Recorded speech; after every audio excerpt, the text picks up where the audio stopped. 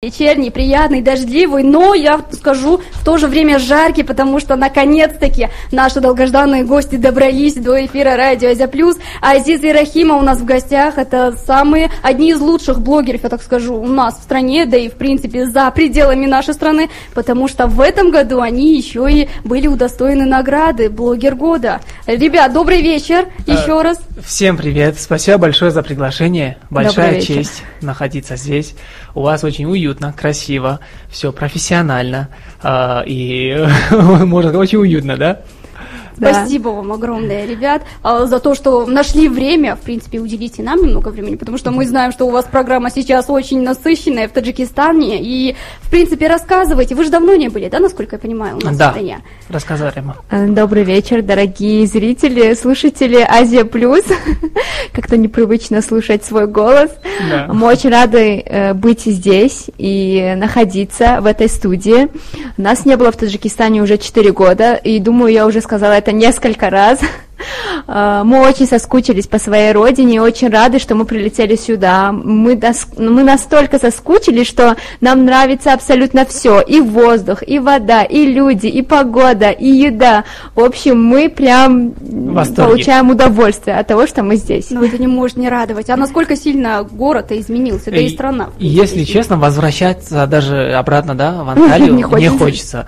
Так как у нас учеба в Турции, поэтому у нас так долго не было, а так уже все, уже заканчиваем учебу, часто будем прилетать сюда, в Душанбе, в родные края, будем показывать наш Таджикистан нашей всемирной аудитории. Отлично, круто. Ну что, друзья, давайте вот начнем с самого начала. Мы знаем, что недавно вы стали обладателями премии года, да, блогер года. Да. С чего все началось, откуда узнали и как так получилось, что все-таки вы здесь оказались? В общем, сначала, значит, не было ассоциации блогеров, потом организовали, сделали. Спасибо Бахтиёру Маджидову за то, что теперь есть ассоциация, теперь все это будет контролироваться. Я очень рад, потому что были блогеры, которые, ну, можно сказать, говорили на слишком уличном языке, да, использовали плохие слова, ну, показывали плохую сторону блогинга в Таджикистане. А теперь все это будет на высшем уровне, я думаю. С каждым годом будет все лучше и лучше, будет большая конкуренция. Я думаю, через года 2-3 уже получить это звание, да, блогер года будет намного сложнее, да. И это круто. Да, и я думаю, блогинг в Таджикистане будет расти и расти.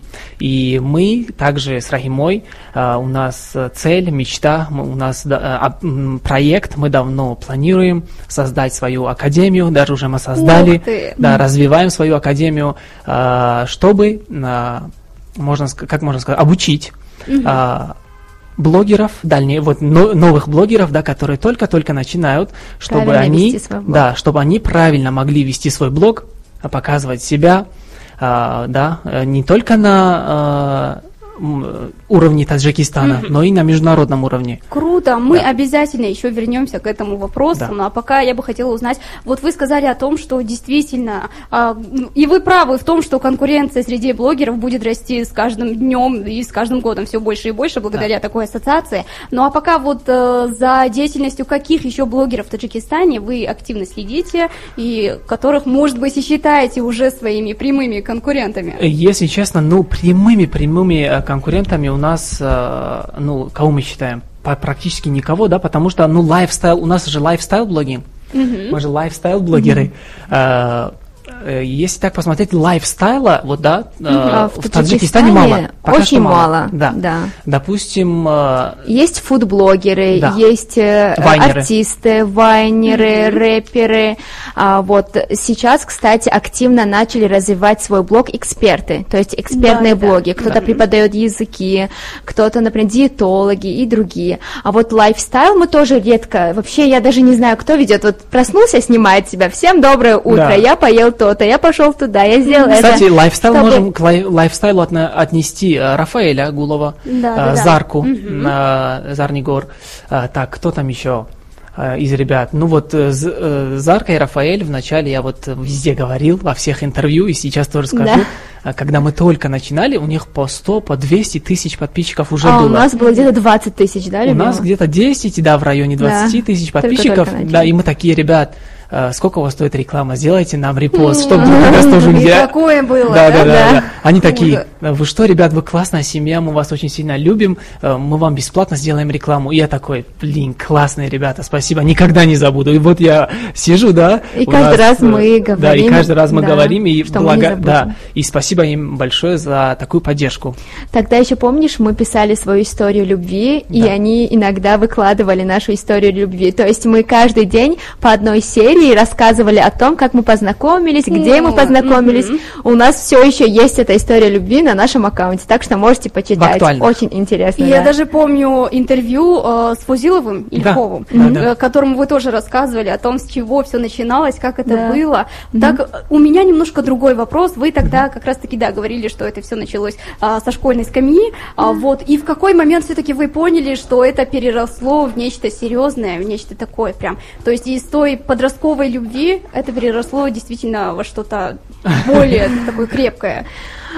Рассказывай.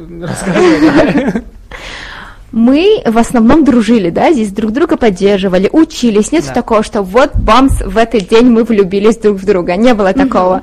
Мы дружили, поддерживали друг друга. Вот. И постепенно я поняла, что это тот самый человек, который мне нужен, потому что он поддерживает меня во всем. О чем бы я ни думала, он всегда думает: о, круто, давай сделаем, давай я тебя поддержу, давай я тебе сделаю то. То есть дает возможности тому, чтобы у меня эта цель сбылась. Даже сейчас, что бы я ни хотела, всегда Азиз меня поддерживает. Если я хочу снять какой-то ролик, он говорит: давай, я тебе организую камеру, я тебе организую там одежду, все. Так что по поводу этого я прям ставлю 10 моему любимому мужу. Спасибо. Азиза, ты сколько ставишь?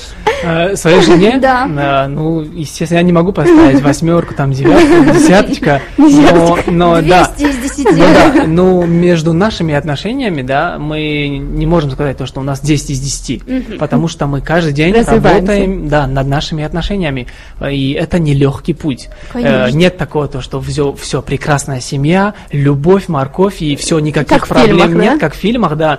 И все, и мы не ругаемся. Нет, мы каждый день спорим, есть какие-то недопонимания. Но мы обсуждаем каждый раз, обговариваем. Все, нет такого, чтобы мы кричали, все такое, скандалили. Нет, мы в основном стараемся, чтобы мы разговаривали друг с другом. Обычно, почему пары ругаются? Они не разговаривают друг с другом, поэтому они не понимают друг друга, не слышат друг друга. Вот, мы стараемся чаще говорить, все проблемы обсуждать. Если что-то нам не нравится, мы это говорим, не держим в себе. Сразу говорим, и от этого все легче и легче. И с каждым годом нам друг с другом становится все легче. Это был небольшой экскурс в семейную жизнь, друзья.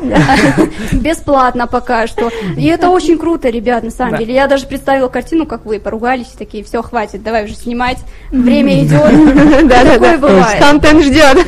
Да. В первую очередь с тобой сотрудники, да, то есть партнеры, то есть. Да. И мы и партнеры, мы и сотрудники, мы вдвоем. Нет такого, то, что она жена, да, она сидит дома, она готовит, она, я тут говорю, я тут диктую, что будет, как будет. Нет, такого нет.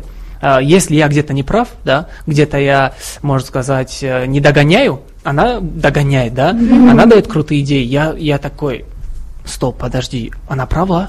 Давай сделаем, как она говорит. Нет такого тоже. Нет, я мужик, будет по-моему.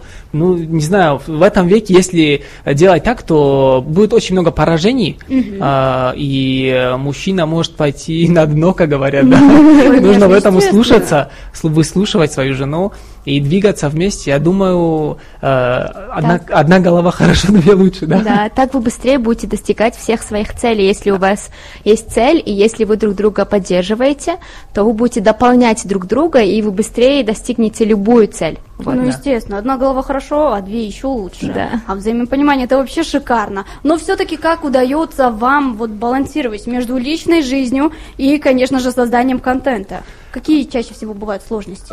Сложности. Ну, раньше мы порхали, да, как бабочки.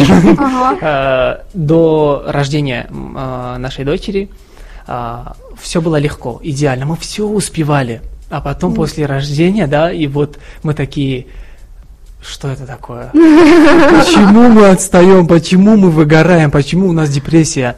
Да. Что происходит? С маленьким ребенком намного сложнее снимать, да, путешествовать, все это монтировать, выкладывать вовремя. Это очень сложно. Ну, мы уже стараемся делегировать, работать, да, вот, например, у нас видеооператоры, монтажеры, бабушка и дедушка на данный момент, да, смотрят за малышкой. Мы это тут здесь, сидим, да, но в Анталии мы сами но все в Анталии, да, что было сложно, то, что мы все это делаем сами. Действительно, это нелегко. А как вы вообще решились остаться в Анталии? Почему не Таджикистан? Да, или для многих проще было бы, наверное, перебраться в Россию, потому что русским языком большая часть населения владеет, и для них это вот, ну как сказать, одна из приоритетных задач. Потому что мы учимся в Турции, и нам нельзя выезжать за границу, и мы выбрали Анталию, потому что нам нравится этот город, там есть горы, море, пляж, лето, круглый год, не круглый год, но 8 месяцев, вот, нам очень нравится, и дочь наша нравится там, и климат, и все такое, и плюс мы там приобрели квартиру, наша недвижимость, поэтому мы там остались. Но в любом случае, мы, как только закончим наш университет, мы с Азизом решили, что мы будем часто прилетать, и будем жить и в Таджикистане, и в Турции. Вот. Отлично, круто вообще. Знаете, я в интервью у Ильхома как раз-таки видела о том, что вот многие считают, что вы не говорите по-таджикски. Я в этом убедилась сама до начала эфира, о том, что это миф действительно, потому что в какой-то момент, вот у билингвов как бывает чаще всего, вот пошло и русский, и таджикский язык, если в вашем случае брать, то есть вы все-таки владеете и таджикским языком. Конечно, мы можем поговорить, даже ответить на несколько вопросов на таджикском языке. Отлично, давайте тогда прямо сейчас уже начнем, пока у нас есть время до, хотела сказать, перемены, но у нас музыка в эфире. Вот, какой у меня был вопрос? Все-таки, когда вы находитесь за границей, давайте все-таки перейду на таджикский, потому что мы договаривались на таджикском говорить.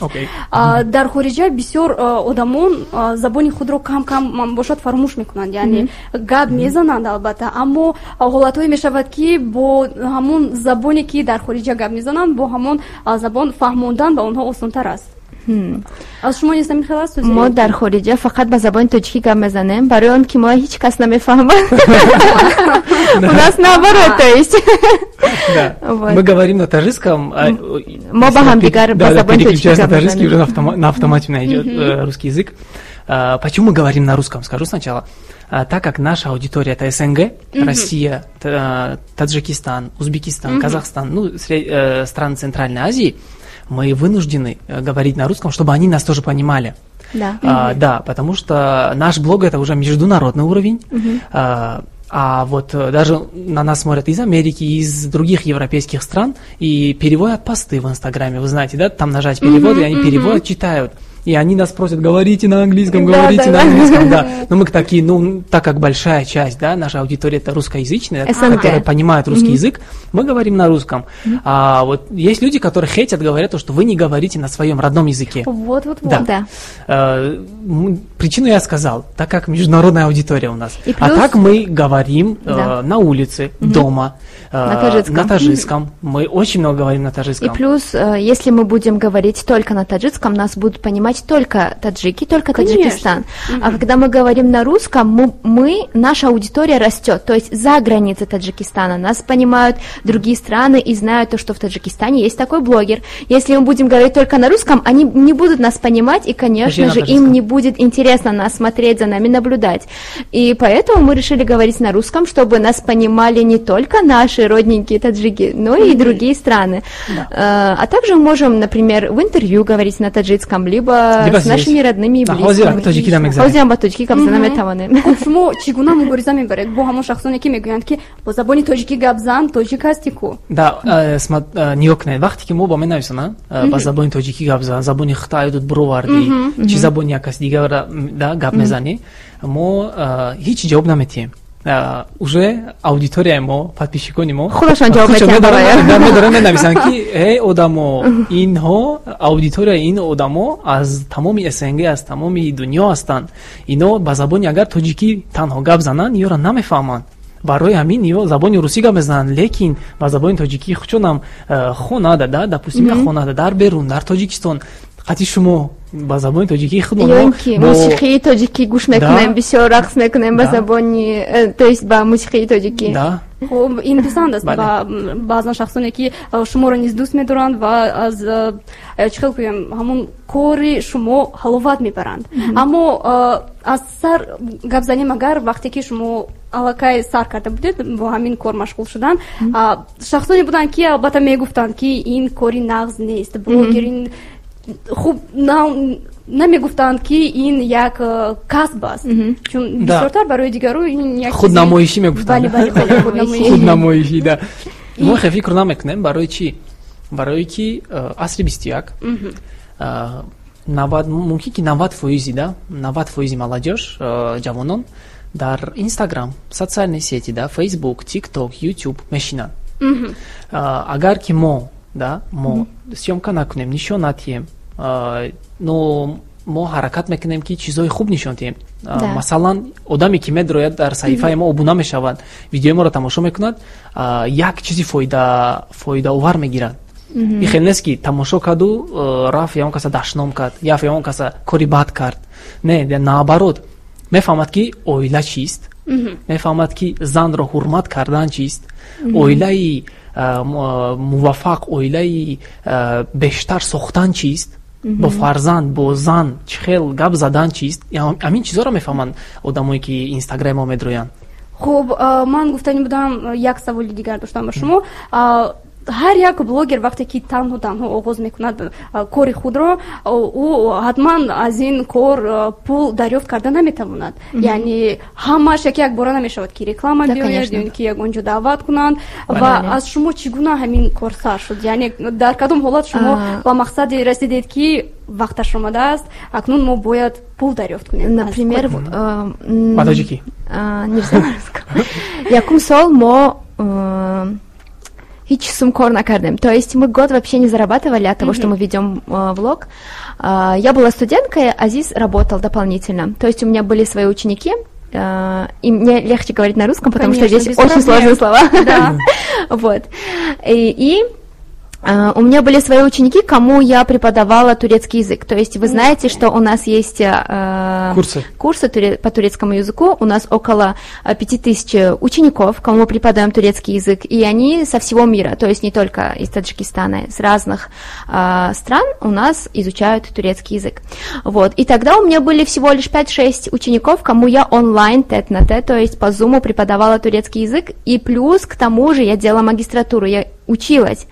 Азиз очень долго искал тебе работу. То есть про это мы вообще не говорили, кстати. Да. Это вот эксклюзивчик. Как это началось? Эксклюзивчик. Мы переехали, да, скажи. Да. Знаю английский язык, русский язык, выучил турецкий язык, плюс наш таджикский язык. Фарси, то есть мы с иранцами, с афганцами спокойно можем разговаривать. Да, например, 4 языка, да, допустим. Мы 4-5. Переехали, полетели в Турцию, и я начал искать себе работу. Меня никуда не принимают. Мы жили раньше в Анкаре. Я хожу по гостиницам, по кафешкам, по ресторанам, предлагаю свое CV, да.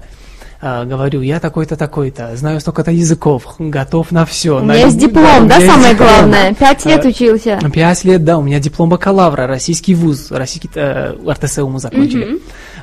Я могу работать и переводчиком, я могу работать и в ресепшене, я могу везде работать, примите меня хоть куда угодно, чтобы я заработал свои первые деньги, да, в чужой стране, и, естественно, у нас там квартплата, еда, там гулянки, все это, да, одежда, естественно, там большие расходы в другой стране.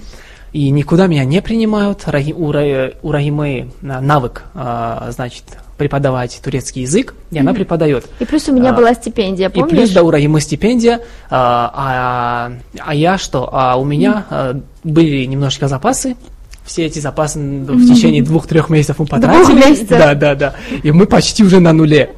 И я такой, я готов даже вот мыть полы, работать официантом, хоть что-то заработать. Лишь бы, чтобы да, заработать. Потому что мы у родителей деньги не спрашивали. Потом я устроился, знаете, куда? Так, вот это уже интересно. Устроился, можно сказать, в забегаловку такую, где готовили шаурму. Я работал там официантом. Официант там не только принимает заказы, там убирает стол. Официант там моет полы, официант там моет посуду. Официант плюс уборщик, можно сказать. Официант плюс все. Ты еще и готовил, помнишь? Я готовил и помогал повару. Все. Но плюсы есть от этой работы, потому что он сейчас готовит самые вкусные шашлыки, да? Да. Вначале у нас были вот такие вот сложности. Нет такого, то что бамц, мы взяли, включили камеру, да, все, мы блогеры сегодня, все, всем привет. Давай, да, мы зарабатываем деньги. Да, и плюс по технике у нас только был iPhone X и не было даже штатива. То есть мы брали наш телефон и завязывали резинкой от Платес в разные эти, да, вот, на дерево завязывали, либо еще на что-то, на столбы. Вот они, настоящие блогеры, не просто вот, мне нужно для этого камера, там, лампа. Нет, у нас ничего, лампы не было, мы только днем снимали все. Да, поэтому вот мы у нас в академии, да, где мы будем обучать новых блогеров, мы будем вот с нуля.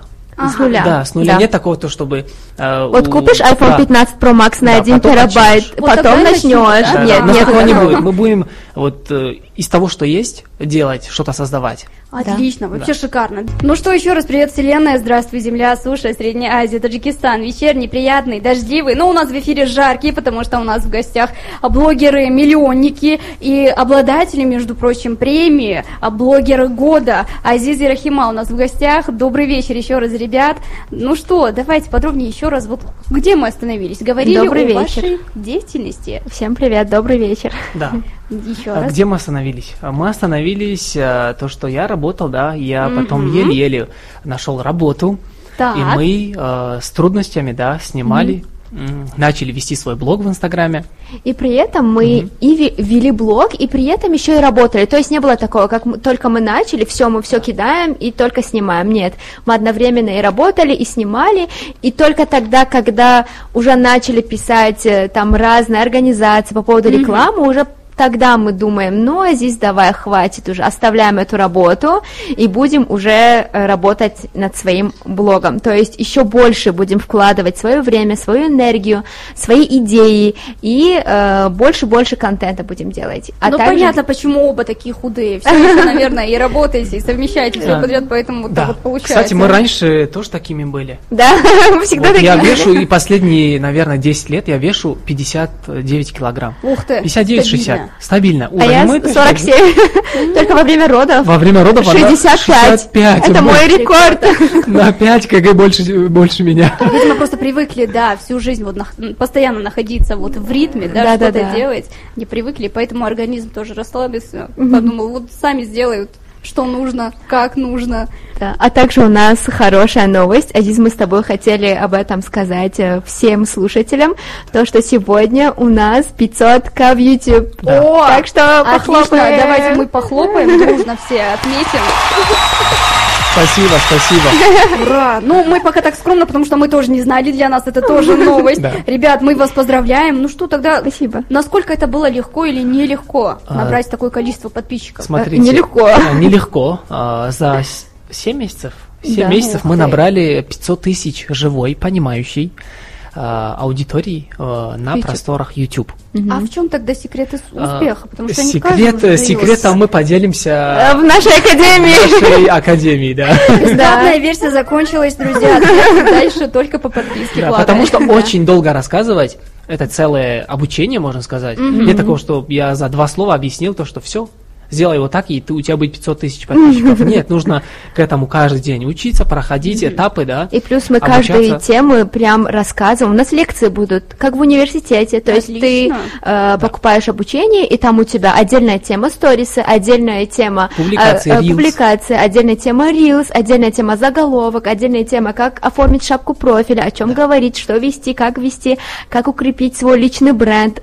В общем, там столько много тем, мы уже год работаем над этим. сами, без Слушайте, на самом продюсеров. Деле, да, на самом деле это очень сейчас сложно. каждая из вот этих вот ниш, я так скажу, это целое искусство, это тоже нужно вот индивидуально подходить к каждому, да? Потому что не каждый блогер может совмещать все. Кто-то ведет классные публикации, но нет сторисов. Да. И наоборот. Или наоборот, у кого-то в день 200 сторисов, но выкладывает в год один раз одну фотографию. Вот поэтому мы будем учить, а также тому, как одновременно вести и ТикТок, и Инстаграм, и YouTube, то есть разные платформы.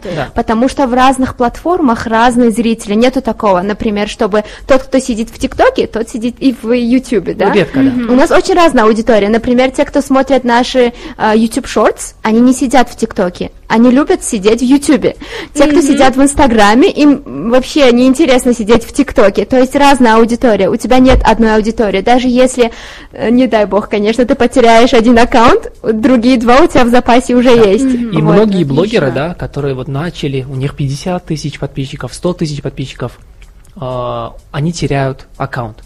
Точнее, взламывают их аккаунт, и они остаются без ничего. 2 года проделанной работы, все, полетели куда-то, не знаю, в карман, в никуда.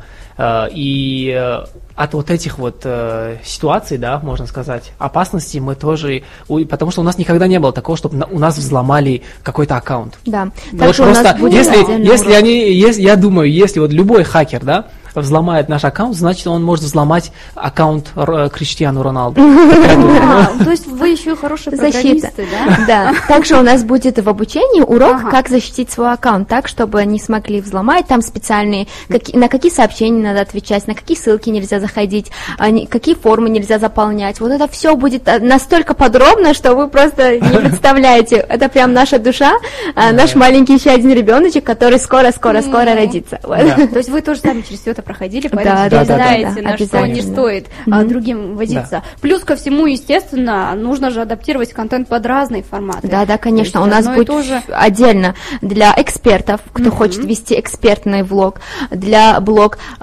тех, кто хочет вести просто лайфстайл, для тех, кто хочет вести тренды, то есть только повторять тренды. Там также будет прям разная тематика. В общем, там очень много модулей. Очень интересно, а также мы будем все уроки вести в разных локациях. Это тоже интересно. Ничего себе. А как вообще пришли к этой идее, то, что надо создавать уже свою академию и других обучать? Уже давно, почему, да? Почему мы пришли? Потому что очень много желающих, но вот есть такие вот, начали, да, у них появляется мотивация. И выгорание. И, да, мотивация, они сделали что-то, не получилось, и все. Они на месяца 2 пропадают куда-то, и потом опять мотивация у них появляется, и они снимают пару видеороликов, и кто-то там пишет, может, хейт, да, может, не залетело, и они опять это откладывают на 2 месяца, и у человека уже 4-й год, там 5 тысяч-10 тысяч подписчиков, и все, он не растет. Мы также будем там развивать дисциплину, чтобы у вас какое-то определенное количество подписчиков было, вам нужно развивать свою дисциплину, потому что если вы не будете выкладывать тогда, даже когда у вас нет настроения, вы не будете успешными. То есть это как работа. Да, многие такие, некоторые только на мотивации, да, сидят, работают, на мотивации, а некоторые на дисциплине. Вот мы на дисциплине. Да, у нас дисциплина, мы не смотрим, есть мотивация, нет мотивации. Все, мы делаем, есть настроение, нет настроения. Все, делаем, делай. Лозунг у нас делай. Молодцы. Ну а вообще, может, вы уже сами наблюдали за тем, какая из тем больше заходит аудитории? Брать тот же самый Инстаграм. У вас же и о путешествиях, да, и где-то какие-то экспертные советы, да, а бывает где-то личная жизнь просто, да, семейная. Даже криминал у вас был. Да, несколько раз. Что заходит больше всего? Да. Больше всего, я так поделюсь секретом, заходят события. У нас. Допустим, да, у нас вот, если бамс мы сделали событие, мы в Таджикистане, это же событие. Конечно. Все такие, Инстаграм взрывается, сотни комментариев, в директ пишут, да, тысячи людей, тысячи комментариев. Кстати, просмотры сторис набирают не 100 тысяч просмотров, как обычно, 220, 230 на 100% больше, да? И вот люди любят события. Допустим, также любят эмоции. Эмоции, да. Живые, настоящие эмоции, не наигранные. Да.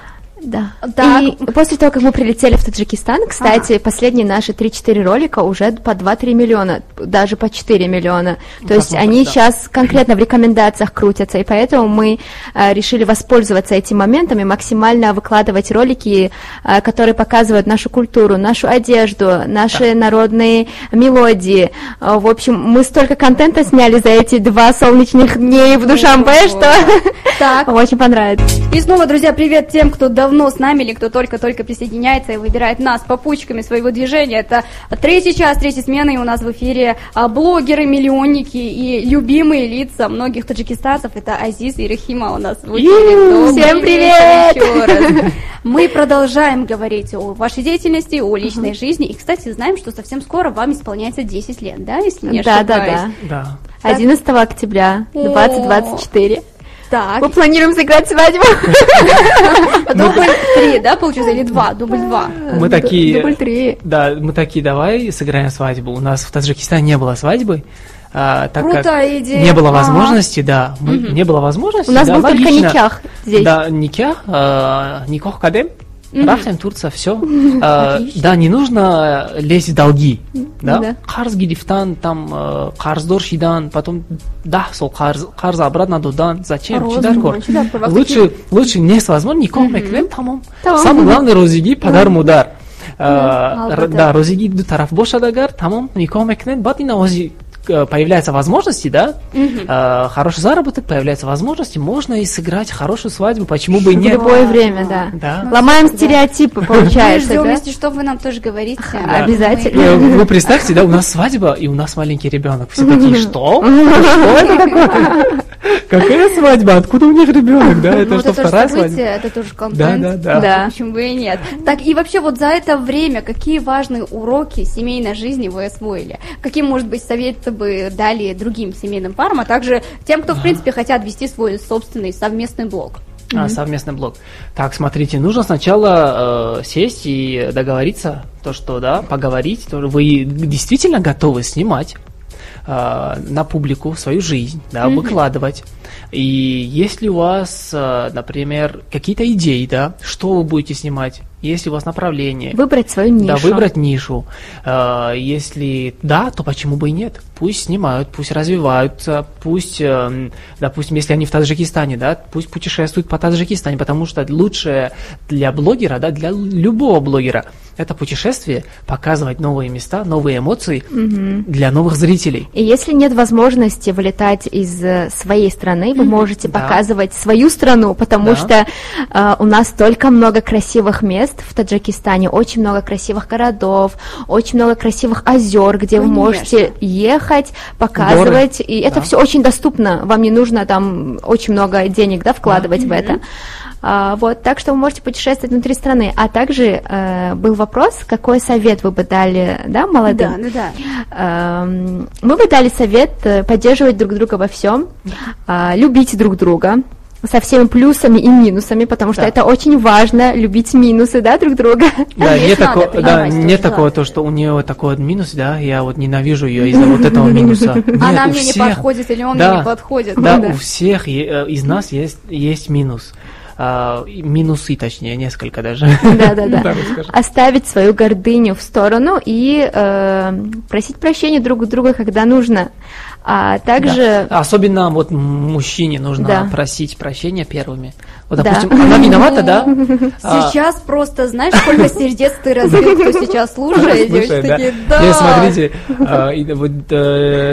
девчонки, да, они такие, типа, они обижаются на тебя за то, что ты ее не обидел. Типа, ты ничего не сделал, она виновата. Да, она как-то обиделась, и ты вообще не в курсах. За что? И такой, хорошо, иди сюда, дайте обниму.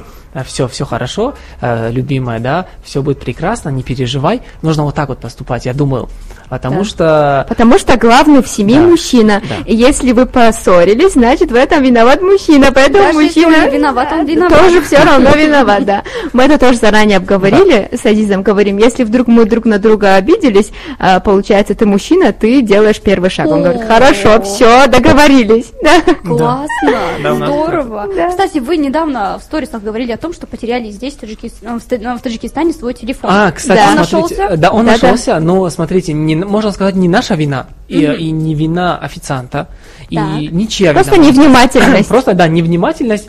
Мы, в общем, сидим за одним столом, напротив нас, одна хорошая, очень замечательная девушка, жена наша знакомая, жена нашего друга. Она случайно, мы оставили, в общем, телефон прям... меню. Меню на в открытом виде, меню. Стоит, меню в открытом виде стоит. И он прям, Раима поставила на меню, и отвлеклась дочкой. Да, отвлеклась. Потом девушка, вот наша знакомая, она закрывает это меню, не понимая, не осознавая о том, что там телефон, и все, потом официант это забирает. Официант видит закрытое меню, не осознавая, берет все меню и уходит. И он там ставит, там, где находится стопка меню, и он там оставляет, и все, и на этом мы кушаем, все такое, выходим. Потом мы смотрим. Я смотрю по локатору, то, что наш телефон в ресторане, там, где мы сидели, и я такой, давай маршрут, и поехали туда. И мы приехали обратно. Ищем, не можем найти. Потом зашли, и начали по камерам смотреть.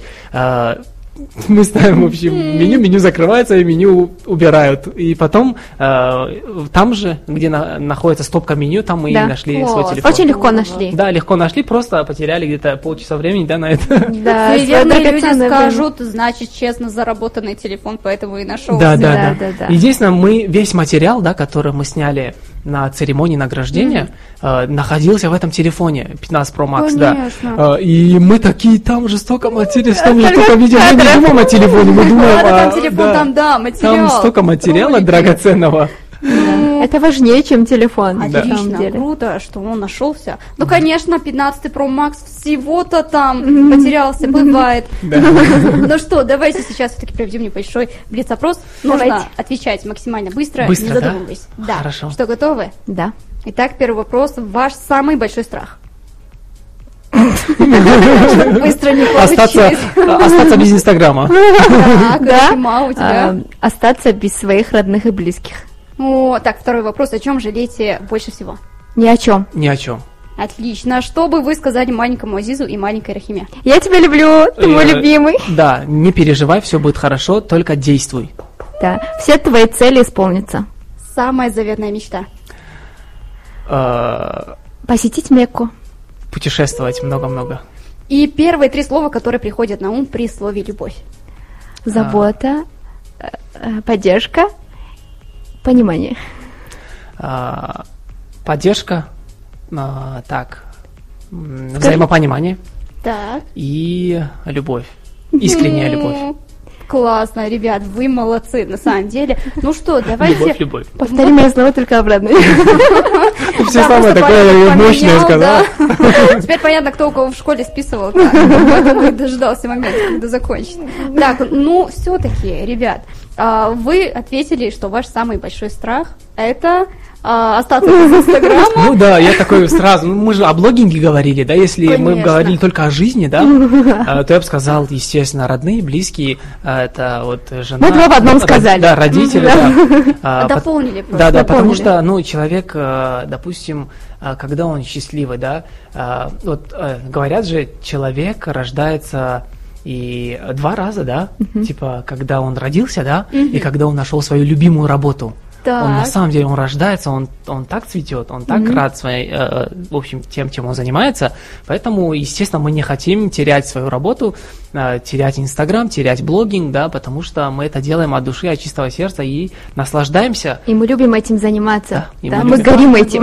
Ребят, конечно. Да. И напоследок пару вопросов от наших слушателей, потому что они тоже прямо ждут вашего ответа. Во-первых, они спрашивают, как можно поступить в вузы Турции. И второй вопрос, вы не собираетесь в Таджикистан? Почему именно Турция? Так, мы уже ранее ответили на этот вопрос, то, что мы там учимся, я на магистратуре, я еще продлила на 1 год, так как Аришка меня замучила, и поэтому я решила продлить, а так, по планам, я должна была еще в прошлом году закончить, вот, поэтому это последний год, когда мы прям в Турции, а так мы можем летать и в Таджикистан, и в Турцию. По поводу обучения, Азиз, отвечает. Так, обучение в Турции, смотрите, есть такая программа, Türkiye Bursları называется.